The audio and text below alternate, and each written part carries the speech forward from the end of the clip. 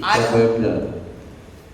मूल कलीसियाई समुदाय BEC ACC के 15वें स्थापना दिवस रेजिंग डे को भक्ति भाव से सेलिब्रेट करने के लिए एकत्रित हुए हैं। कैथोलिक डायसिस ऑफ लखनऊ में बीईसी लघु ख्रिस्ती समुदाय का प्रारंभ हमारे अति माननीय बिशप स्वामी डॉक्टर जेराल्ड जॉन मैथ्यूस के द्वारा 11 फरवरी 2011 को किया गया था। तब से बीईसी एसीसी धर्म प्रांत के विभिन्न पल्लियों में वचन का आदान प्रदान, 7 चरण प्रणाली व सेवा कार्य के माध्यम से वार्डों व इकाइयों में कर रही है।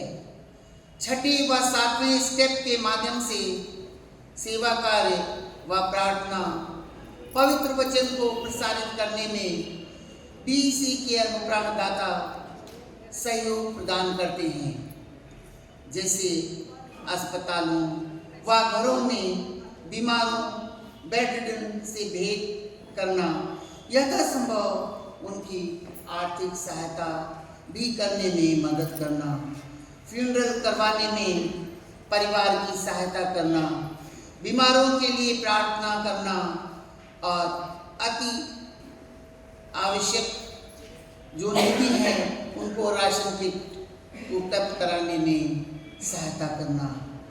आप सभी से विनम्र अनुरोध है कि हम सभी बीईसी एनिमेटर्स के लिए प्रार्थना करें कि प्रभु हम सभी को आत्मिक बल एवं एकता से भरपूर रखें। आज हम चालीसे का पहला रविवार मना रहे हैं। आज के पाठों में हमें बताया गया है कि प्रलोभन हमारे जीवन में परीक्षा की घड़ी होती है। इस दौरान हमें ईश्वर पर विश्वास करते हुए दृढ़ता दिखानी चाहिए कि जो ईश्वर ने कहा है उसी में हमारी भलाई है। पहले पाठ जो कि उत्पत्ति ग्रंथ अध्याय 2 से 7 से 9, पद संख्या 7 से 9, अध्याय 3 से पद संख्या 1 से 7 तक लिया गया है। हम देखते हैं कि हमारे आदि माता पिता आदम और हेवा शैतान के प्रलोभन में गिरने वाले प्रथम व्यक्ति थे। सर्प के प्रलोभन देने पर उन्होंने ईश्वर द्वारा निषिद्ध वृक्ष के फल खाकर ईश्वर की आज्ञा का उल्लंघन किया और सर्प वाटिका से निष्कासित किए गए। इस प्रकार हमारे जीवन में मृत्यु का प्रवेश हुआ और एक ही व्यक्ति प्रभु यीशु के द्वारा हम पाप से मुक्त हो जाएंगे। आज के सुसमाचार में प्रभु यीशु को निर्जन स्थान में ले जाया जाता है ताकि शैतान द्वारा उनकी परीक्षा ले सके। प्रभु इस परीक्षा में विजय पाने में सक्षम होते हैं। पहला प्रलोभन शारीरिक भूख है, जहाँ शैतान प्रभु यीशु को पत्थर को रोटी में बदलने के लिए प्रलोभित करता है। यीशु ने कहा, मनुष्य केवल रोटी से नहीं जीता है। दूसरा प्रलोभन सुरक्षा का है। शैतान ने प्रभु को मंदिर के शिखर से नीचे कूदने के लिए कहा। प्रभु ने इस पर विजय प्राप्त की कि लिखा है कि अपने प्रभु ईश्वर की परीक्षा न ली। तीसरे प्रलोभन में शैतान की पूजा करने के बदले पृथ्वी का राज्य देने की बात कही है। प्रभु यीशु ने शैतान से कहा कि केवल अपने प्रभु ईश्वर की आराधना करो और किसी की नहीं। आइए हम परीक्षा के समय जीवन के सभी क्षणों में बाइबल की ओर मुड़े और आने वाली सभी बाधाओं पर विजय प्राप्त करें। आइए हम पूर्ण भक्ति भाव के साथ मिस्सा बलिदान में भाग लें। पुत्र और पवित्र आत्मा के नाम पर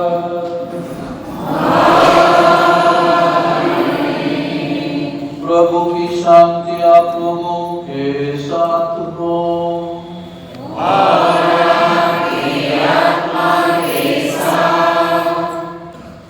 क्रिस्त में मेरे प्यारे भाई बहनों, आज जब हम लोग 20 इसके अलौकिक समुदाय के प्रेजिंग डे मना रहे हैं और वर्षगांठ मना रहे हैं, तो हम ईश्वर को धन्यवाद दें और कृतज्ञ हृदय से मिस्सा बलिदान को चढ़ाएं और प्रभु से कृपा मांगे कि हम और भी तत्परता के साथ और भी उत्साह के साथ सरगर्मी के साथ हम हमारे 20 को इन समुदायों में भाग लें और उनको चलाएं।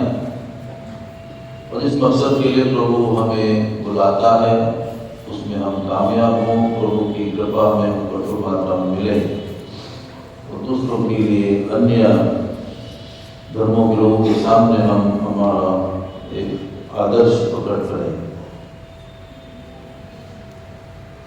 हम अभी आज 40 का पहला इतवार है। 40 के समय विशेष रीति प्रभु हमें उसके बाद लौटने के लिए बुलाता है, मन परिवर्तन के लिए बुलाता है, पाप को त्याग कर प्रभु के पास लौटने के लिए प्रभु हमें आह्वान देता है। इस बलिदान के पहले हम हमारे पापों को याद करें, पछतावा करें, प्रभु से क्षमा मांगे ताकि हम यह पवित्र बलि चढ़ाने के योग्य बन जाएं।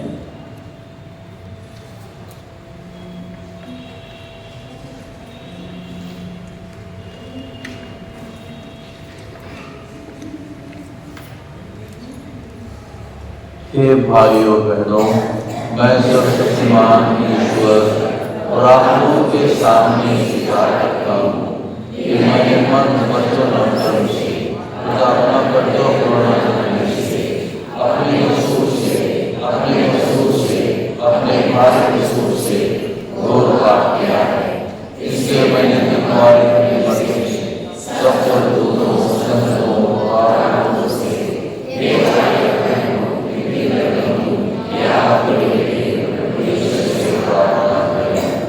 सर्वशक्तिमान ईश्वर हम लोगों पर दया करे और हमारे पाप क्षमा कर हमें अनंत जीवन प्रदान करें।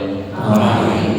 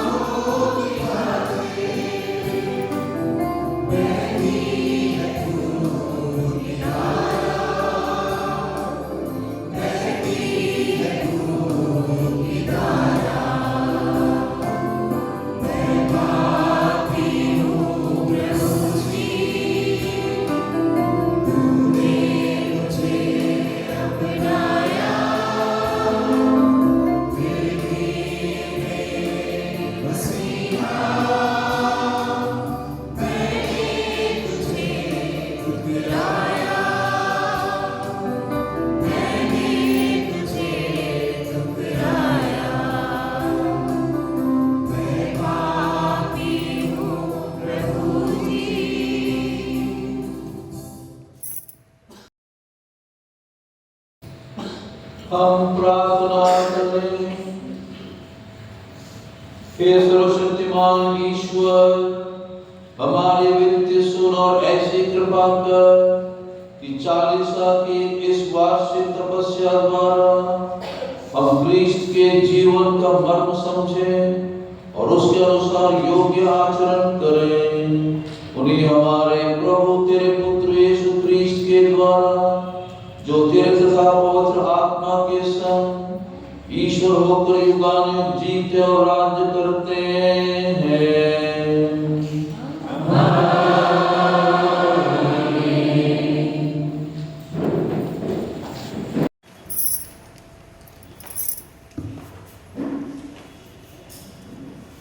पहला पाठ उत्पत्ति ग्रंथ अध्याय 2 पद संख्या 7 से लेकर 9, अध्याय 3 1 से लेकर 7।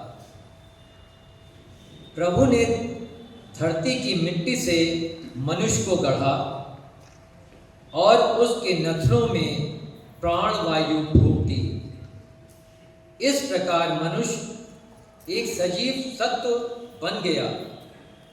इसके बाद ईश्वर ने पूर्व की ओर अदन की एक वाटिका लगाई और उसमें अपने द्वारा गढ़े इस मनुष्य को रखा। प्रभु ईश्वर ने धरती से सब प्रकार के वृक्ष उगाए जो देखने में सुंदर थे और जिनके फल स्वादिष्ट थे। वाटिका के बीचों बीच जीवन का वृक्ष था और भले बुरे के ज्ञान का वृक्ष भी। ईश्वर ने जिन जंगली जीव जंतुओं को बनाया था उनमें से सांप सबसे धूर्त था। उसने स्त्री से कहा, क्या ईश्वर ने सचमुच तुमको मना किया है कि वाटिका के किसी वृक्ष का फल मत खाना? स्त्री ने सांप को उत्तर दिया, हम वाटिका के वृक्षों का फल खा सकते हैं, परंतु वाटिका के बीचों बीच वाले वृक्ष के फलों के विषय में ईश्वर ने यह कहा कि तुम उन्हें नहीं खाना, उनका स्पर्श तक नहीं करना, नहीं तो मर जाओगे। स्त्री ने सांप से कहा, नहीं, तुम नहीं मरोगे। ईश्वर जानता है यदि तुम उस वृक्ष का फल खाओगे तो तुम्हारी आंखें खुल जाएंगी, तुम्हें भले बुरे का ज्ञान हो जाएगा और इस प्रकार तुम ईश्वर के सदृश बन जाओगे। अब स्त्री को लगा कि उस वृक्ष का फल स्वादिष्ट है, वह देखने में सुंदर है और जब उसके द्वारा ज्ञान प्राप्त होता है तो वो कितना लुभावना है। इसलिए उसने फल तोड़कर खाया, उसके पास खड़े हुए अपने पति को भी उसमें से दिया और उसने भी खा लिया। तब दोनों की आंखें खुल गईं और उन्हें पता चला कि वे नंगे हैं।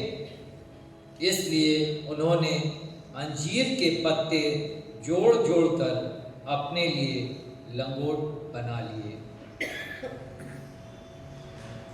यह प्रभु की वाणी है।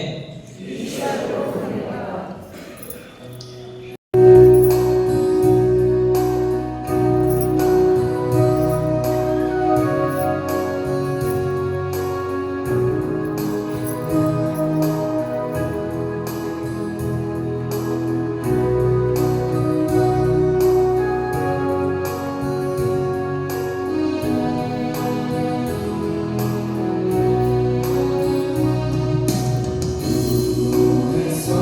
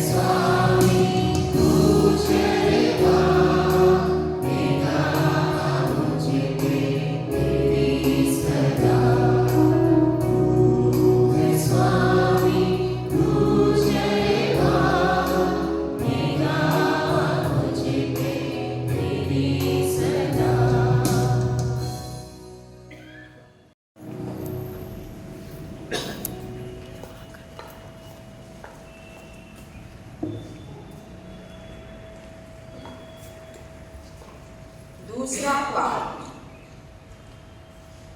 रोमियो के नाम संत पौलुस का पत्र। पापों की संख्या कितनी ही बड़ी क्यों न हो, प्रभु की कृपा इससे कहीं अधिक बड़ी है।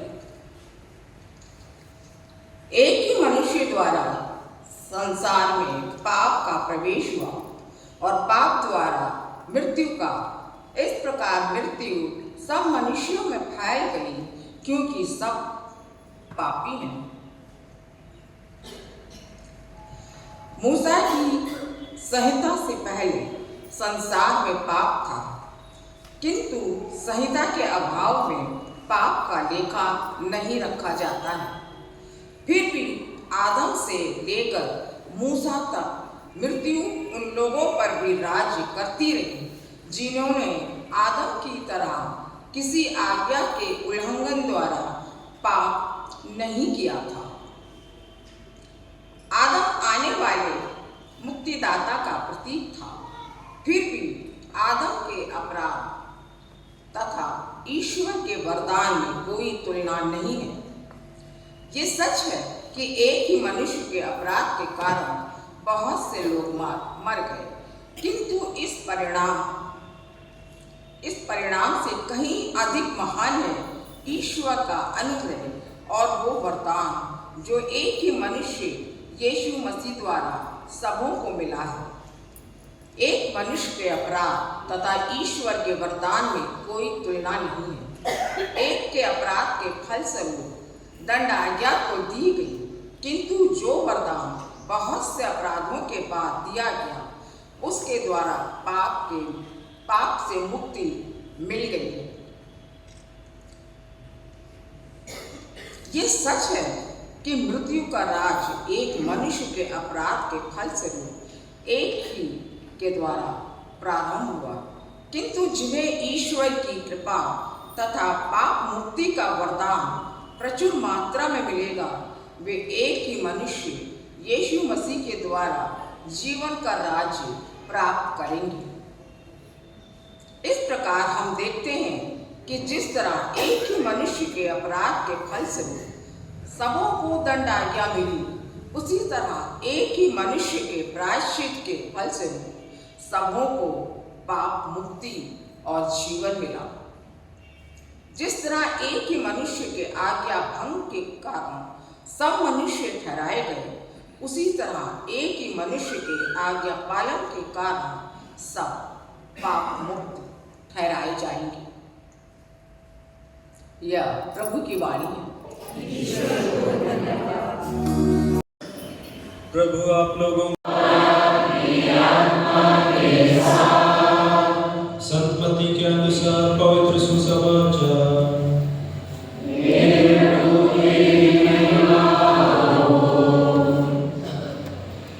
आत्मा यीशु को निर्जन प्रदेश ले चला, जिससे शैतान, यदि आप ईश्वर के पुत्र हो तो नीचे कूद जाइए, क्योंकि लिखा है, तुम्हारे विषय में वह अपने दूतों को आदेश देगा, वे तुम्हें अपने हाथों पर संभाल लेंगे कि कहीं तुम्हारे पैरों को पत्थर से चोट न लगे। यीशु ने उससे कहा, यह भी लिखा है, अपने प्रभु ईश्वर की परीक्षा मत करो। फिर शैतान उन्हें एक अत्यंत ऊंचे पहाड़ पर ले गया और संसार के सभी राज्य और उनका वैभव दिखलाकर बोला, यदि आप दंडवत करके मेरी आराधना करें तो मैं आपको यह सब दे दूंगा। यीशु ने उत्तर दिया, हट जा शैतान, लिखा है, अपने प्रभु ईश्वर की आराधना करो और केवल उसी की सेवा करो। इस पर शैतान उन्हें छोड़कर चला गया और स्वर्गदूत आकर उनकी सेवा करने लगे। प्रभु का सुसमाचार।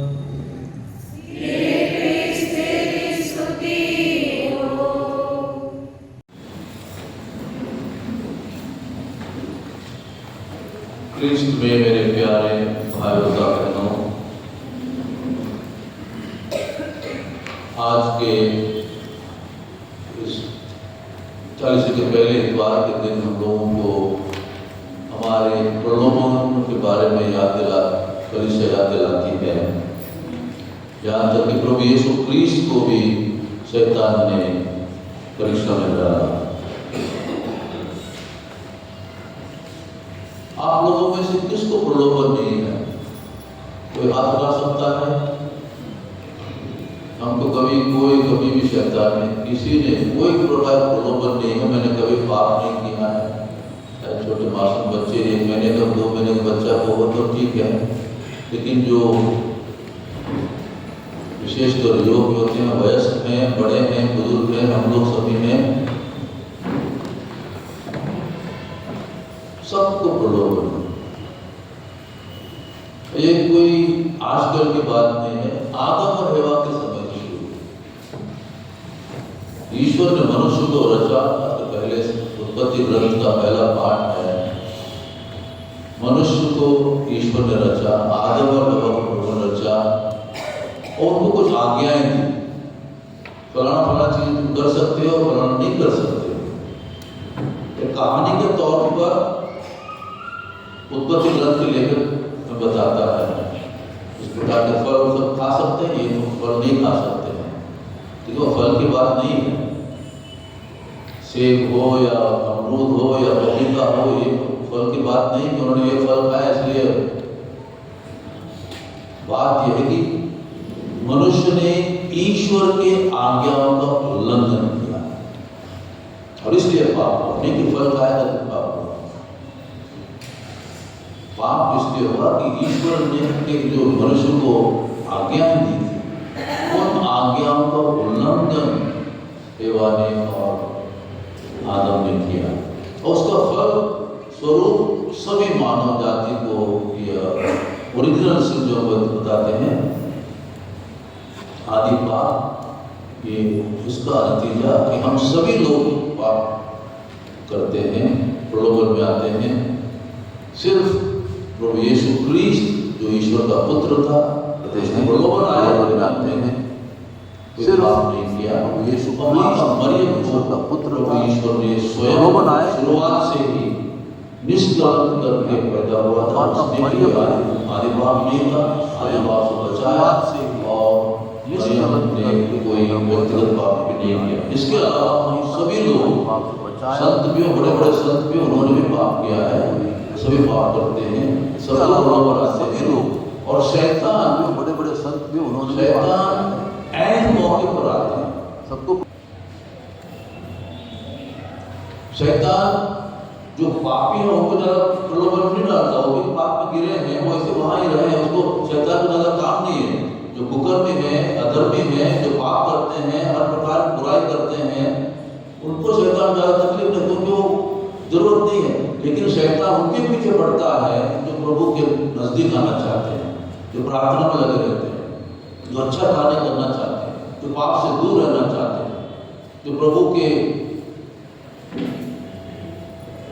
नजदीक आकर पवित्र बनना चाहे, संत बनना चाहे, उनको अधिक शैतान उनके पीछे पड़ता है और प्रलोभन देता है। इसलिए कई बार बड़े बड़े संत भी उनके लेख में लिखते हैं जिस प्रकार उनको प्रलोभन आए, जिस प्रकार की बुरी चीजें, यहाँ तक कि ईश्वर को भी भूलने का, ईश्वर के बारे में भी कोई एक प्रकार के डाउट्स वगैरह उनके मन में आते हैं। तो शैतान किसी को छोड़ता नहीं है, विशेषकर जो प्रभु के नजदीक आना चाहता है। लेकिन बड़ी बात यह है कि ईश्वर की कृपा प्रलोभनों से कहीं अधिक है। तो ये भी कहा जाता है, संतों ने कहा, संत अगस्तीन ने कहा, संत पौलुस भी हम बताते हैं कि प्रभु हमें यदि प्रलोभन आने देता, प्रलोभन प्रभु देता नहीं है, शैतान करता प्रलोभन, लेकिन प्रलोभन जब आते हैं प्रभु अपनी कृपा और भी भरपूर मात्रा में देता है। यदि हम प्रभु की कृपा को पाने के लिए कोशिश करते हैं, प्रभु की कृपा के सहयोगी बनते हैं, प्रभु कृपा के लिए मांगते हैं, कृपा मांगते हैं, तो अवश्य वो कृपा मिलती है। God does not allow us to become tempted beyond our capacity, more than we are able to resist. किसी ने joking listen, I can resist anything except temptation. समझ, I can resist anything except temptation. I should resist particular temptation, not। तो शैतान इतने नाजुकी से, इतनी कोमलता से, आज के पहले पाठ में सुना किस प्रकार वो एवा को बता रहा है, कन्विंस कर रहा है कि जो ये आप फल पाएंगे आपको ज्ञान होगा, आप ईश्वर जैसे बनेंगे। आकर्षण, सांसारिक आकर्षण, यहाँ तक कि मानसिक आकर्षण। एवा गिर पड़ती है, न केवल खुद गिर पड़ती है, आदम को भी गिराती है। दोनों खाते हैं फल, यानी दोनों ने उल्लंघन किया, दोनों ने ईश्वर की आज्ञा का उल्लंघन किया और वहां से शुरुआत हुई।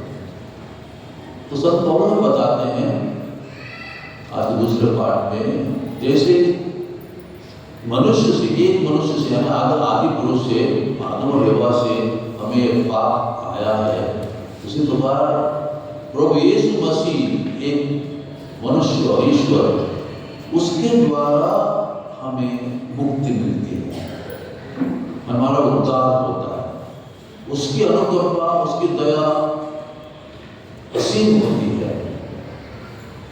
एक ही आदमी के, यानी आदम और हव्वा के, आदि मनुष्य के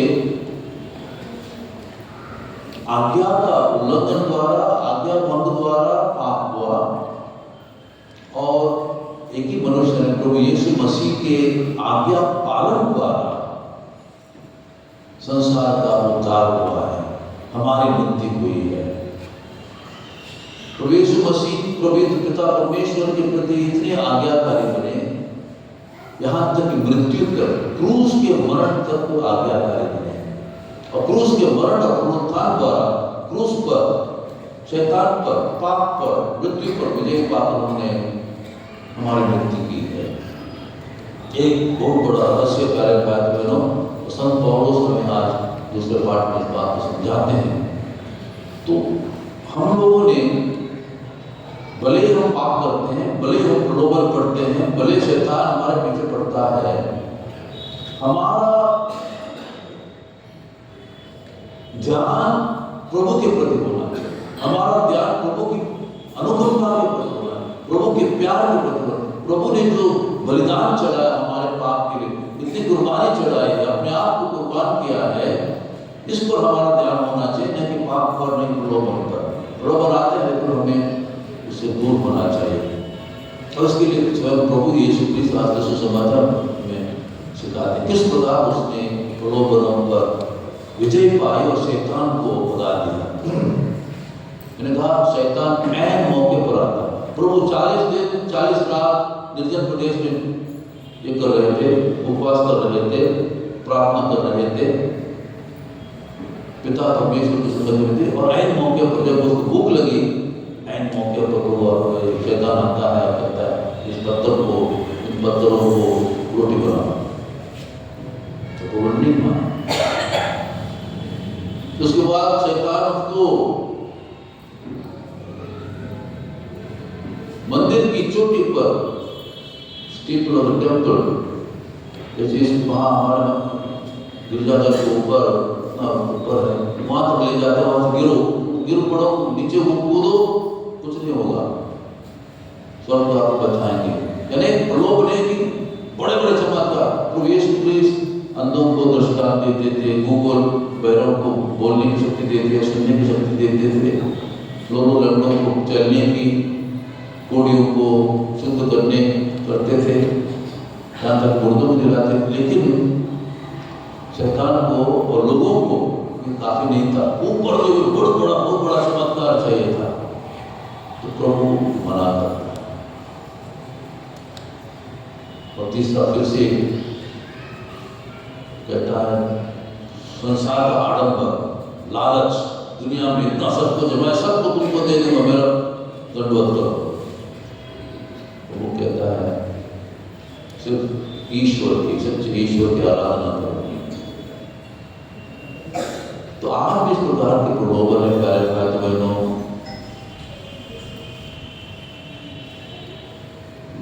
अक्सर बड़े बड़े पद चाहते हैं, बड़े बड़े लालच में पड़ते हैं, पैसों के लालच, धन दौलत की लालच, और कई अश्लील चीज़ों के पीछे पड़ते हैं। हर प्रकार के और जब भूख आती, भूख इतना अहम मौका है लोगों को, भूख के कारण कई लोग हर प्रकार के गंदी चीजें करते हैं। यहाँ वैश्या बनते हैं, अपने आपको शरीर को बेच डालते हैं भूख मिटाने के लिए। तो अक्सर सिर्फ भूख की बात नहीं है, जो लालच है उसके लिए कोई ये नहीं है, सीमा नहीं है। There is a limit to human need, but there is no limit to human greed. Human need थोड़ी बहुत चीजें तो हम संतुष्ट हो सकते हैं, जो हमारे आवश्यकता है उसको पूरी करने के लिए तो उससे काफी है। लेकिन जो लालच है, तो इसलिए लोग करोड़ों में भड़कते हैं। करोड़ों खा सकते हैं, कोई कितना खाएंगे, तो फिर भी लालच है। कितने घोटाले इतने होते हैं लालच के कारण, और शैतान हमेशा उनको प्रलोभित करता है। हम शायद उसे बड़े बड़े नहीं, लेकिन छोटे छोटे चीजें हम कर सकते हैं। कई प्रकार कितने लोग बुराई लेते हैं, रिश्वत लेते हैं, और कई प्रकार हमें कुछ काम कराने के लिए रिश्वत देना पड़ता है, वो लोग देते हैं। और हर प्रकार की बुराई दुनिया में होती है। कई चीज अश्लील चीजें, व्यभिचार होता है, गर्भपात होते हैं,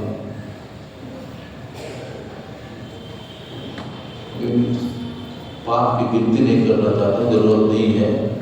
हर एक व्यक्ति को अपने अपने पाप मालूम है, जो कर्म करते हैं मालूम है, कहते हैं कि कलीसिया बुलाती है इस पर देख पाने की, प्रभु से अक्सर हम सोचते हैं, सोचते होंगे कि प्रभु यीशु क्रिस्त सिर्फ 3 बार लोग मरियम को 3 बार, आज के जो समाचार लिखा है 3 बार शैतान ने क्रूस पर, उसके बाद प्रभु आ रहा, उसने भी कोई आदि पाप सही है, आदि पाप से बचाया।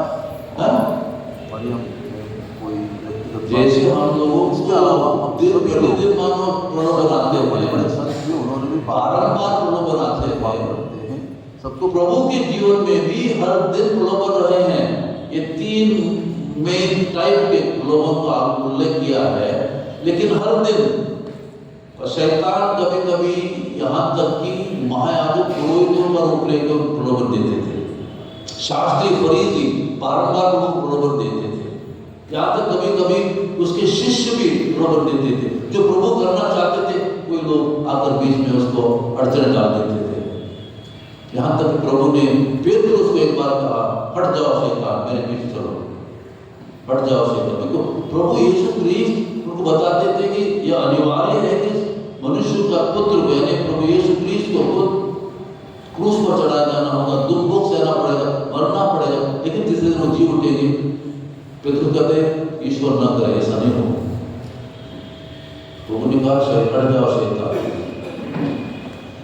कई बार लोगों ने प्रभु को प्रलोभन दिया, विशेषकर फरीसियों ने, शास्त्रियों ने कई बार उनसे पूछा, कुछ चिन्ह दिखाओ, बड़ा चिन्ह दिखाओ कि तुम ईश्वर के पुत्र हो, तुम मसीहा हो, चिन्ह दिखाओ।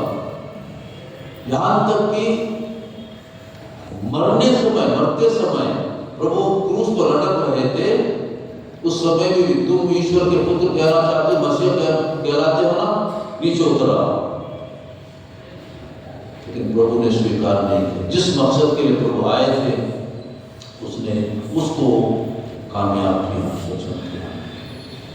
तो प्यारे भाई बहनों, प्रभु के जीवन में कई बार ऑलमोस्ट एवरी डे मानो प्रलोभन आए हैं, तो प्रभु कुछ करना चाहते थे, कभी कोई शिष्य अड़चन डालते थे, कभी कभी कुछ फरीसी, शास्त्री, कभी महायाजक, पुरोहित, अलग अलग प्रकार के लोग आकर प्रभु को सताते थे, तंग करते थे, चुनौतियां देते थे, प्रलोभन देते थे, प्रश्न पूछते थे, ऐसे प्रश्न पूछते थे प्रभु को कहीं ना कहीं गिर पड़े, कहीं ना कहीं उल्टा सुल्टा बात करें, लेकिन हर बार प्रभु इसमें विजय पाए।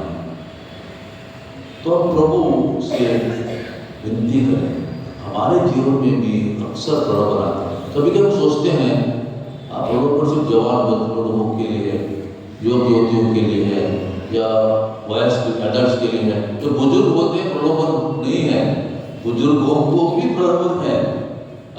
कुछ बुजुर्ग मुस्कुरा रहे हैं, बुजुर्गों को भी अपने अपने बड़े ये है। ये नहीं कि कोई बुजुर्ग होने के बाद सब संत बन गए, नहीं, बुजुर्ग भी बात कर सकते हैं, करते हैं। इसलिए हम सब ने सावधान रहना चाहिए, हम सब ने प्रभु की कृपा मांगनी चाहिए।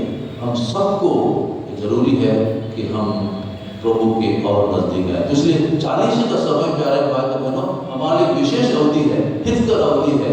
ये एक उपलब्ध समय है, संत पौलुस कहते हैं, ये कल्याणकारी समय है। इसको हमने गंवाना नहीं चाहिए। 40 दिन प्रभु ने दिए, जिसका प्रभु 40 दिन 40 रात उसने प्रायश्चित किया, परहेज किया, उपवास किया। हम भी उपवास परहेज के द्वारा, प्रायश्चित के द्वारा, भले कार्यों के द्वारा, दान पुण्य के द्वारा प्रभु के पास लौटने की हम कोशिश करेंगे। हमारा मूल उद्देश्य इसलिए होना चाहिए, उपवास परहेज हम करें, सिर्फ खाना पीना कम करने से हम तो ठीक नहीं होता है। सच्चा उपवास सब प्रकार की बुरी आदतों से बचे रहना, बुरी आदतों से आत्मसंयम होना, उसको दूर करना और पापमय रास्ता को त्यागना और सच्चे रास्ते में प्रभु के पास लौटना, ये हमारे लिए कसरत है, मेन लंडन एक्सरसाइज है। तो हम पूरी कोशिश करेंगे। और विशेष रीति से आज जब हम ये लोग समुदाय बेस्ड इक्लेसियल कम्युनिटीज का वर्षगांठ मना रहे हैं, रेजिंग डे मना रहे हैं, प्यारे भाई बहनों, हम विचार करें। इस के बाद हम लोग और उस पर थोड़ा मनन चिंतन करेंगे, विचार करेंगे किस प्रकार हम हमारे लोग समुदायों में अच्छे ढंग से भाग लेकर, अच्छे ढंग से क्रियाशील रहकर, सुचारू रूप से इन समुदायों को चलाकर हम दूसरों के लिए किस प्रकार नमूना बन सकते हैं, दूसरों के लिए और किस प्रकार हम एक आदर्श बन सकते हैं, दूसरों को प्रभु के प्रति किस प्रकार आकर्षित कर सकते हैं, इसके बारे में हम सोचना चाहिए, ताकि हमारे लघु समुदायों के द्वारा उनको सक्रिय बनाकर हम कलीसिया को सक्रिय बनाएं, हमारे पल्ली को सक्रिय बनाएं, हमारे धर्म प्रांत को सक्रिय बनाएं। हम प्रभु से उन सब बातों के लिए प्रार्थना करें और मदद मांगे, कृपा मांगे।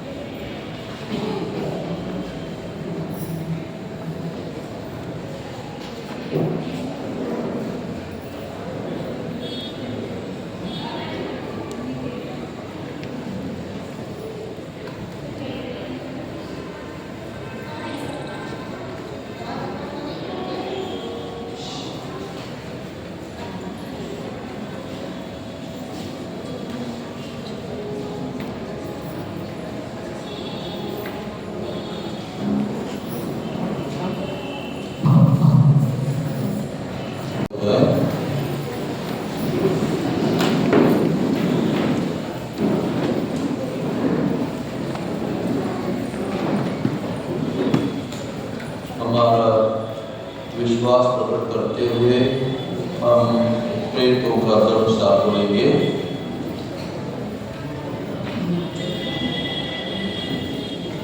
मैं स्वर्ग और पृथ्वी के सृष्टिकर्ता सर्वशक्तिमान पिता ईश्वर और के पुत्र प्रभु यीशु मसीह में विश्वास करता हूँ, जो पवित्र आत्मा के द्वारा अपने आए, हमारे मरने से जन्मा, बहुत होगा, क्रूस पर चढ़ाया गया, मर गया और दफनाया गया,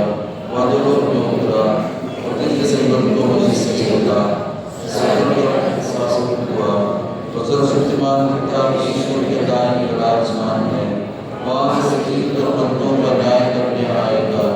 मैं पवित्र आत्मा और विभाग के कलीसिया, धर्मियों की सहभागिता, पापों की क्षमा, शरीर के उत्थान और अनंत जीवन में विश्वास करता हूँ। आमीन। प्रिय भाई और बहनों, हमें प्रभु यीशु क्रिस्त मिले हैं जिन्होंने सभी परीक्षाओं में सफलता प्राप्त की है। यदि परीक्षाओं एवं परेशानियों में हम उनका नाम लें तो वह हमें उनसे विजय पाने में मदद करेंगे। हम सब कहें, हे पिता हमारी प्रार्थना सुन। हे पिता हमारी प्रार्थना सुन। हम अपने संत पिता, सभी धर्मपितरों, याजकों और धर्म संघियों के लिए प्रार्थना करते हैं कि वे स्वस्थ रहें और समाज की सेवा अच्छी तरह से कर सकें। ईश्वर की कृपा प्राप्त करें और सभी लोगों के लाभ के लिए काम करें। इसके लिए हम पिता ईश्वर से प्रार्थना करें। हे पिता हमारी प्रार्थना सुन।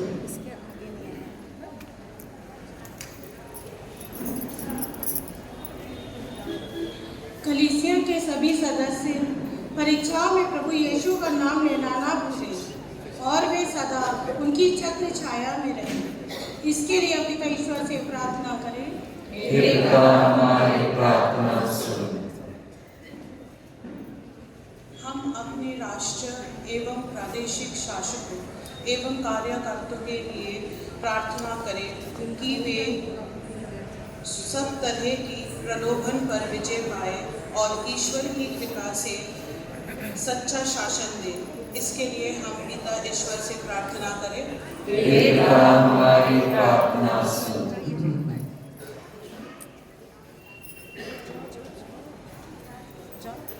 हम उन लोगों के लिए विशेष प्रार्थना करें जो बुराई की ओर अधिक झुके हैं और गंभीर परीक्षाओं में पड़ते हैं, ताकि ईश्वर की विशेष कृपा से वे उन पर विजय पा सकें। इसके लिए हम पिता ईश्वर से प्रार्थना करें। हे पिता हमारी प्रार्थना सुन। हम अपने परिवारों के लिए प्रार्थना करें जहाँ संचार माध्यम के दुरुपयोग के अधिक अवसर उपस्थित हैं, ताकि वे उनका सदुपयोग कर बुराई पर विजय पा सकें। इसके लिए हम पिता ईश्वर से प्रार्थना करते हैं। हे पिता हमारी प्रार्थना सुन। हम अपने देश और संसार के नेताओं के लिए प्रार्थना करें कि वे न्याय, शांति और एकता को बढ़ावा दें। हमारा देश एक परिवार के समान बने, जहां हर नागरिक प्रेम, क्षमा और विश्वास में बढ़ता रहे तथा परस्पर सम्मान और भाईचारे के साथ जीवन बिताए। साथ ही हमारे परिवारों और इस सभा में उपस्थित सभी लोगों के लिए भी प्रार्थना करें कि हम प्रेम, क्षमा और विश्वास में निरंतर बढ़ते रहें और मसीह के प्रकाश के साक्षी बने। इसके लिए हम पिता परमेश्वर से निवेदन करें। हे पिता हमारी प्रार्थना सुन। हे प्रभु यीशु, हमारे छोटे क्रिस्ती समुदाय को निरंतर आगे बढ़ने की कृपा प्रदान करें। हमारे विश्वास को दृढ़ बनाएं ताकि हम हर परिस्थिति में स्थिर रहें। हमारे हृदयों में प्रेम, एकता और क्षमा की भावना भर दें ताकि हमारा समुदाय सेवा और नम्रता का उदाहरण बने। हमें आपकी सच्चाई का आत्मिक प्रकाश बनाकर दूसरों तक पहुंचने की शक्ति प्रदान करें। हर सदस्य को अपने वचन में बढ़ने और फलवंत होने योग्य बनाएं ताकि लघु क्रिस्ती समुदाय आपके नाम की महिमा और गवाही का कारण बने। इसके लिए हम पिता ईश्वर से प्रार्थना करें। हे पिता हमारी प्रार्थना सुन। हम तुझे धन्यवाद देते हैं कि उन्होंने सब प्रकार की बुराइयों पर क्रूस द्वारा विजय पाई है। हमें भी क्रूस को अपनाने और उसके द्वारा सारी बुराइयों पर विजय पाने की शक्ति प्रदान कर। उन्हीं हमारे प्रभु क्रिस्ट के द्वारा आमीन।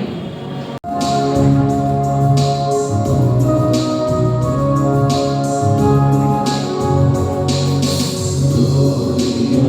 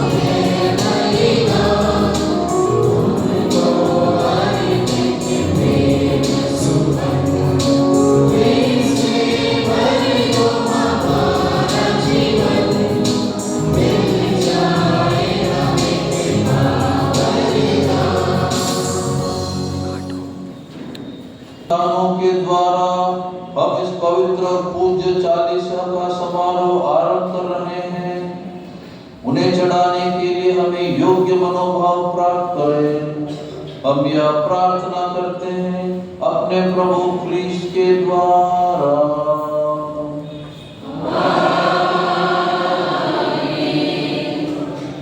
प्रभु आप लोगों के साथ हो।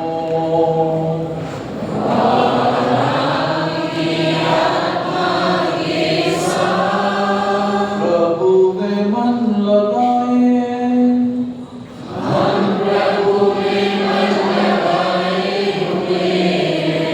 हम अपने प्रभु ईश्वर को धन्यवाद दें।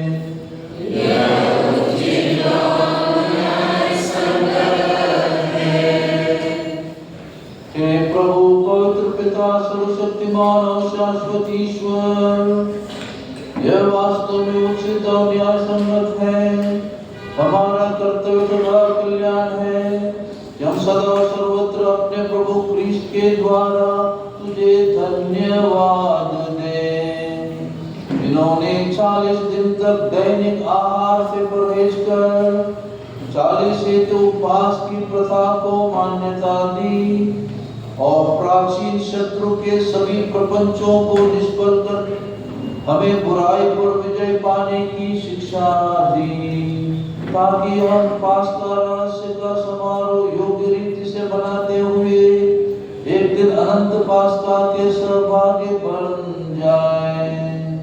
इसीलिए सर्वदूतों संतों की संगति में हम अनंत काल तक तेरी प्रशंसा के गीत गाते हैं।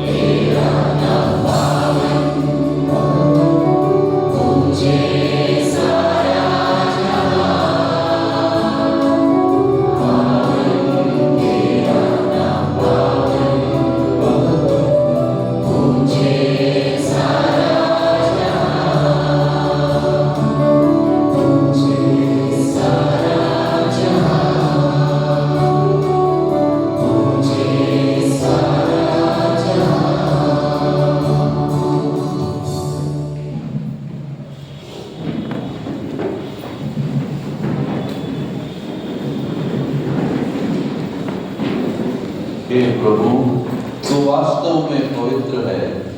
यह उचित है कि तेरी सारी सृष्टि तेरा गुणगान करे, क्योंकि तू अपने पुत्र हमारे प्रभु यीशु ख्रीस्त के द्वारा और पवित्र आत्मा की शक्ति से सभी प्राणियों को जीवन तथा पवित्रता प्रदान करता है। तू सब युगों में अपनी प्रजा एकत्र करता है कि दसों दिशाओं में दिन रात तुझे निर्मल बलि चढ़ती रहे। इसलिए हे प्रभु, हम तुझसे विनम्र निवेदन करते हैं, हमारे मुखारों को पवित्र आत्मा की शक्ति से कृपा पूर्वक पवित्र कर दे। यह तेरे पुत्र हमारे प्रभु यीशु ख्रीस्त के शरीर तथा रक्त बन जाए। उन्हीं की आज्ञा से हम यूकरिस्ट का यह समारोह मना रहे हैं। जिस रात को यीशु मृत्यु के लिए सौंपे गए, उन्होंने रोटी ली, तुझे धन्यवाद दिया और रोटी तोड़कर उसे अपने शिष्यों को देते हुए कहा, तुम सब इसे लो और इसमें से खाओ, क्योंकि यह मेरा शरीर है जो तुम्हारे लिए बलि चढ़ाया जाएगा।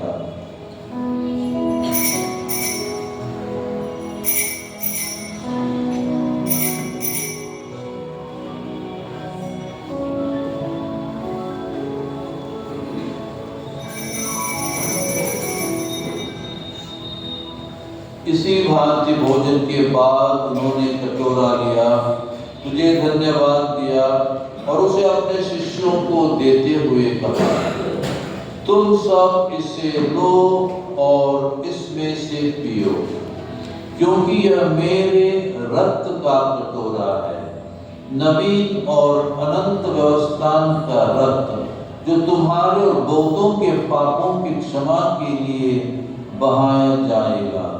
तुम मेरी स्मृति में यह करो।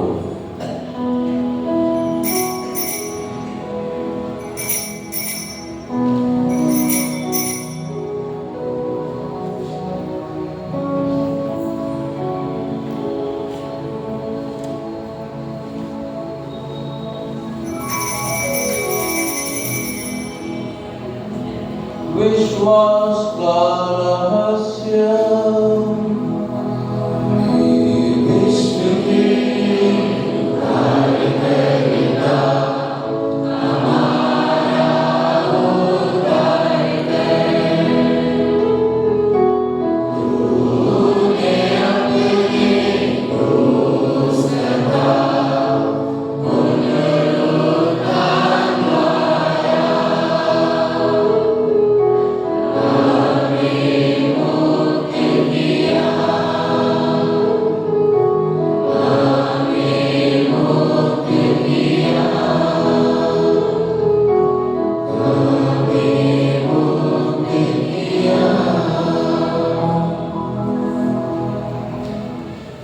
इसलिए हे प्रभु, हम तेरे पुत्र के मुक्तिप्रद दुखों, प्रताप के पुनरुत्थान और स्वर्गारोहण का स्मरण करते हैं तथा उनके पुनरागमन की बाट जोते हुए धन्यवाद स्वरूप तुझे यह जीवंत और पवित्र बलि चढ़ाते हैं।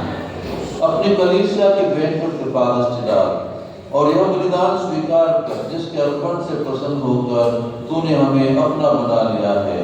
तेरे पुत्र के शरीर तथा रक्त से हमारा परिपोषण होता है। ऐसा वर दे कि उनके पवित्र आत्मा से परिपूर्ण होकर हम ख्रीस्त में एक शरीर तथा एक मन हो जाएं। वही पवित्र आत्मा हमको अनंत उपवास स्वरूप तुझे चढ़ाए और ईश्वर की माता परम धन्य कुंवारी मरियम, उनके वर्धन योसेफ, तेरे धन्य प्रेरितों, प्रतापी शहीदों और सभी संतों के साथ हमें भी उनके स्वर्गिक आनंद का सहभागी बनाए। हमें इनकी सतत प्रार्थनाओं का अटल भरोसा है।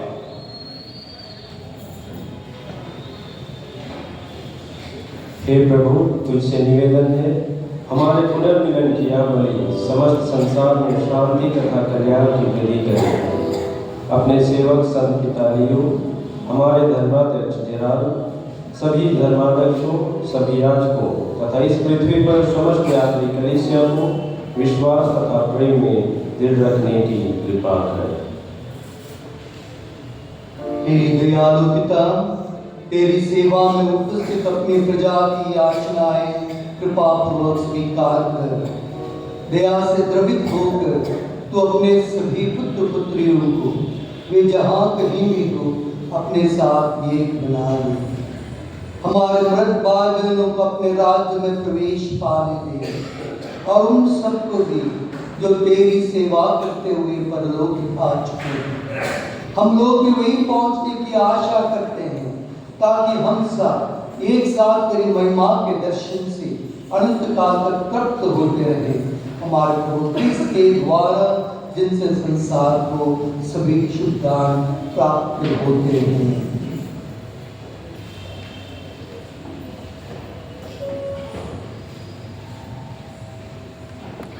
इन्हीं प्रभु के द्वारा इन्हीं के साथ और इन्हीं में तेरे सर्वशक्तिमान पिता ईश्वर पवित्र आत्मा के साथ सारा गौरव तथा सम्मान युगानुयुग तेरा ही है।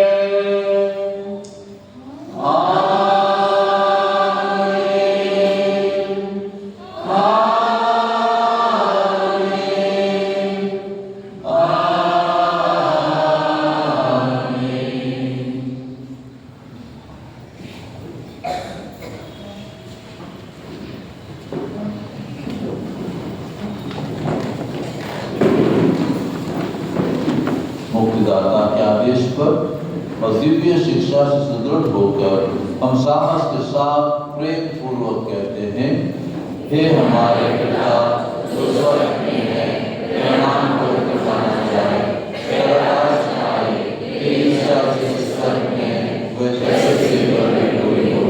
हमारा प्रतिदिन का आहार हमें दे और हमारे अपराध में क्षमा कर जैसे हम भी अपराध में क्षमा करते हैं और हमें परीक्षा में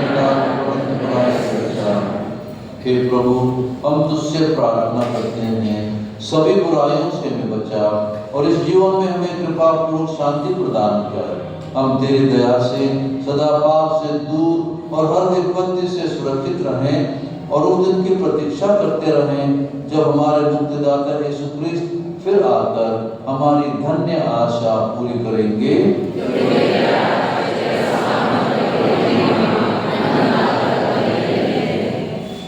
प्रभु यीशु क्रिस्त, तूने अपने प्रेरितों से कहा है, मैं तुम्हारे लिए शांति छोड़ जाता हूँ, अपनी शांति तुम्हें प्रदान करता हूँ। तो हमारे पापों पर नहीं, अपनी कलीसिया के विश्वास का दस्तदार और कृपा पूर्वक उसे शांति तथा एकता प्रदान कर। युगानुयुग जीता और राज्य करता है। प्रभु की शांति सदा आप लोगों के साथ हो। परस्पर शांति अभिवादन कीजिए।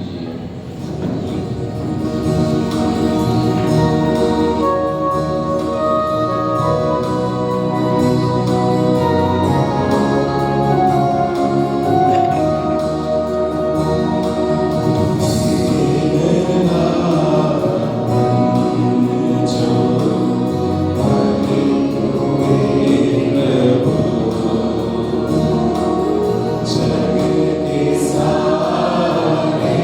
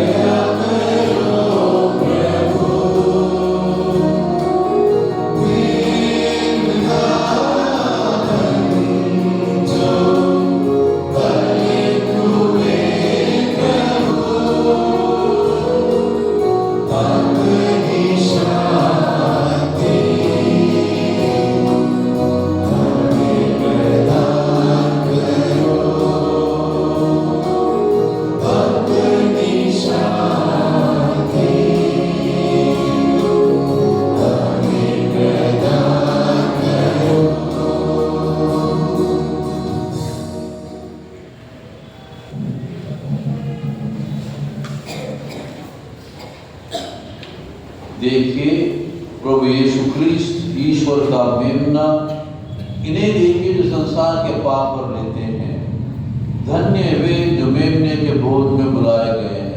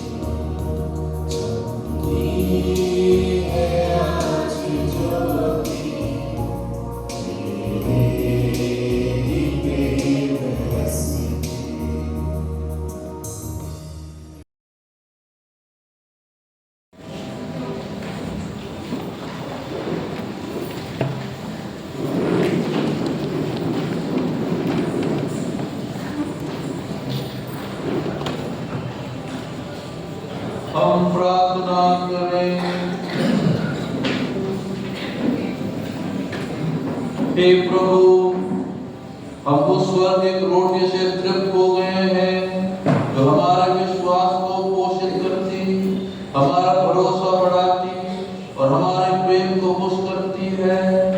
हमारे हृदयों में सच्ची और जीवंत रोटी प्रभु यीशु के प्रति ऐसी भूख पैदा कर कि हम तेरे मुख से निकलने वाले प्रत्येक शब्द से जीवन की शक्ति पाए। हम यह प्रार्थना करते हैं अपने प्रभु ख्रीस्त के द्वारा।